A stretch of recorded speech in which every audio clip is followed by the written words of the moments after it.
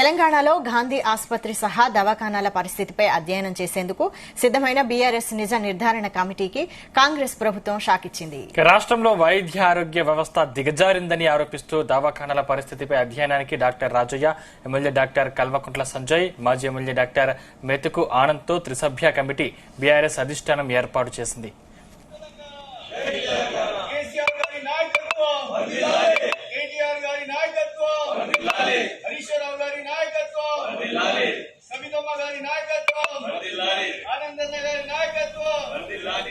ఈ కమిటీ నేటి నుంచి క్షేత్రస్థాయిలో పర్యటించేందుకు సిద్దమైంది. ఇందులో భాగంగా గాంధీ ఆసుపత్రిని సందర్శించేందుకు సిద్దమైన రాజయ్య సహా కమిటీ సభ్యులను పోలీసులు హౌస్ అరెస్టు చేశారు. ఇక వారి ఇండ్ల వద్ద భారీగా పోలీసులు మోహరించారు. దీనిపై బీఆర్ఎస్ నేతలు మండిపడుతున్నారు.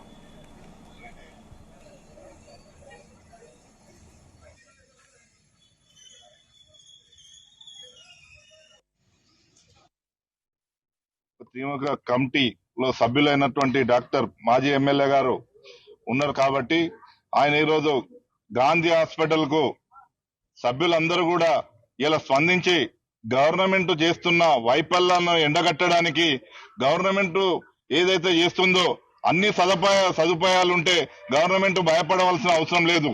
ఎవరు వచ్చినా ఏం చేసినా కూడా ఇవన్నీ కూడా లోపాలున్నాయి. ఇవన్నీ కూడా పబ్లిక్ లకు ఈ బీఆర్ఎస్ పార్టీ మమ్మల్ని ఎండగడతానే ఉద్దేశంతోనే ఈ రోజు అక్కడ రాజయ్య గారిని గాని, ఇక్కడ సంజయ్ గారిని గాని, ఇక్కడ డాక్టర్ మెతుకు ఆనంద్ గారిని గాని గృహ నియమన చేసి పొద్దున్నే 5 గంటలకే పోలీసులంతా కూడా నిర్బంధం చేసి ఆయనను బయటికి వెళ్ళనీయకుండా చేస్తారు. కాబట్టి ఇదంతా కూడా కాంగ్రెస్ పార్టీ చేసే ప్రజాపక్షాన ఉంటది ఎప్పుడు కూడా బీఆర్ఎస్ పార్టీ.